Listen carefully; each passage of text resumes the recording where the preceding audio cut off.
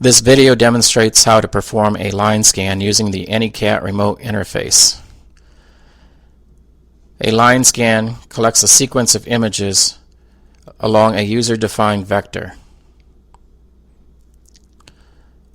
The line scan is typically used to assess the diffraction quality of a crystal at multiple spots across the crystal. Most often this is done to ensure the diffraction quality is consistent along the length of a rod-shaped crystal. In order to perform a line scan, the user must first define a vector to define the path of the scan. And a line scan cannot be performed at a zoom of 1. So make sure the zoom setting is above 1 before attempting a line scan. In order to perform a line scan, first create a vector along your crystal defining the line that will be scanned. To create that vector, use the 3-click centering to center where you wish to place one end of the vector.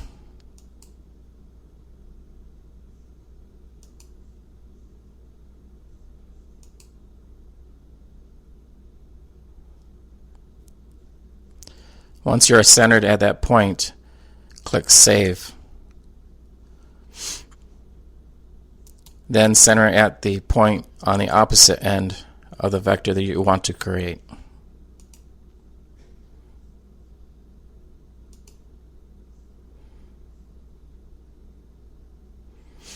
If you're not satisfied with the position of the 3-click centering, you can continue to use 3-click centering to find the end of the vector that you want.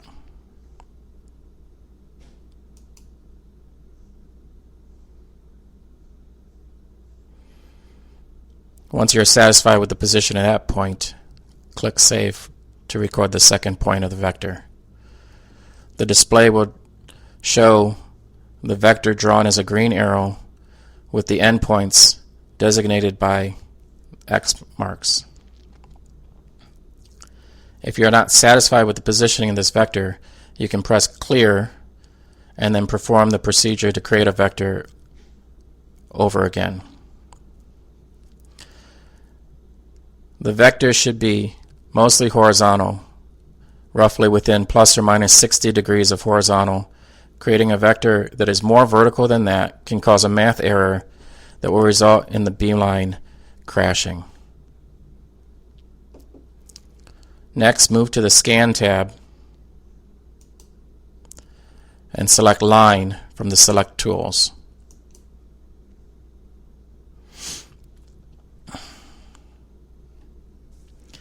The selection of the aperture size is up to the user. A larger aperture will require fewer points to span the vector, while a smaller aperture provides a more detailed assessment of the diffraction quality across the vector, but of course will take more time to conduct. You may need to run the scan with different size apertures to determine what works best for you. For this demonstration, I will choose the 70 micron aperture. You can adjust the spacing of the spots along the vector by increasing or decreasing the number of points. Lower number of points will space the spots farther apart, while increasing the number of points will spread them closer together. Unless a really detailed scan is desired, having enough points where there is a minimal amount of overlap between the spots is usually sufficient to provide the necessary information. The distance will default to the current detector distance. If this is what you've been using for snapshots, that's an appropriate distance to use, as it will eliminate the delay caused by moving the detector.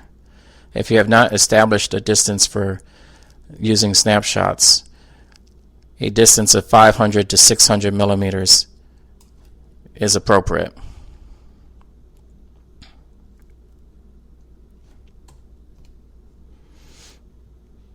Although you want to keep the transmission as low as possible, if you have weakly diffracting crystals or are using the smaller apertures, you may need to increase the transmission above 10%. Once you have set the parameters as desired, you may press Define Scan. The beamline will take a moment to initialize the scan.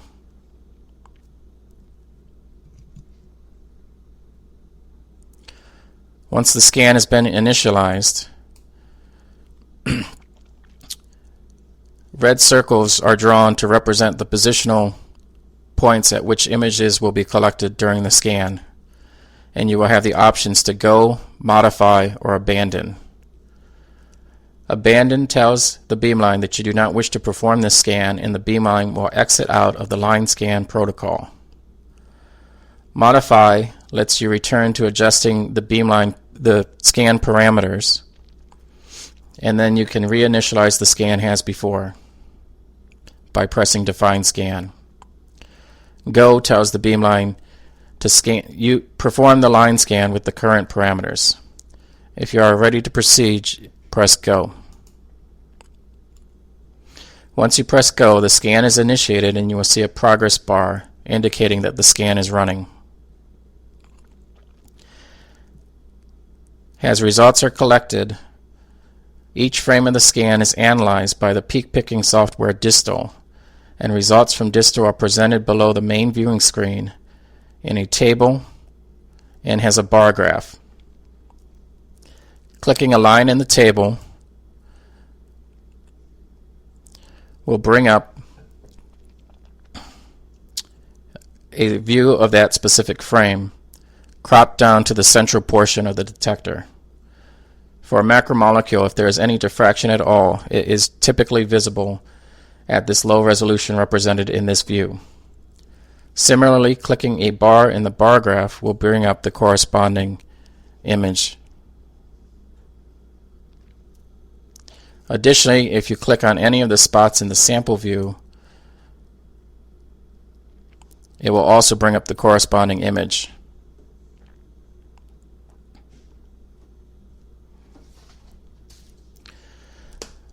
The default is to rank the distal results by good spots. These are peaks selected based on criteria that would make them suitable for use as the initial spots used for indexing the lattice.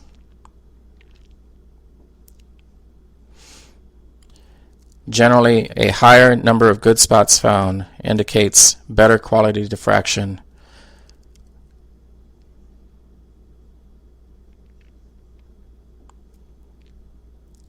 If you would like to move to a specific spot, select the spot by clicking in the view screen on the table or in the bar graph to bring up that image.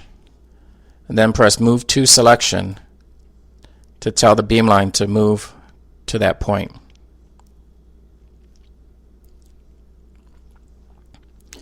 To return to a live view, you can either come to Select Data and choose None, or simply return to the Collection tab.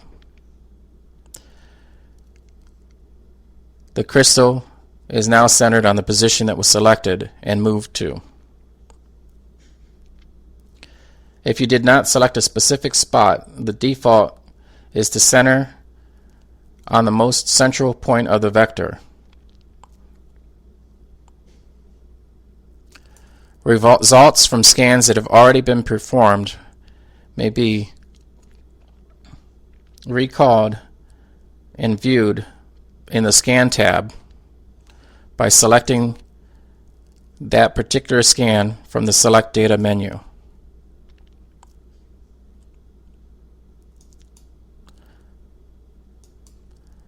The scans are named via the convention of the puck name has entered into the remote database, followed by an underscore and number indicating which position within the puck that crystal represents, and then a second underscore number which indicates which scan has been performed. If a second scan were to be performed on this sample, it would be renamed NE underscore 10 underscore 8 underscore 2. Until you dismount a sample, you can use the results of the scan under Select Data to select a new position to move to.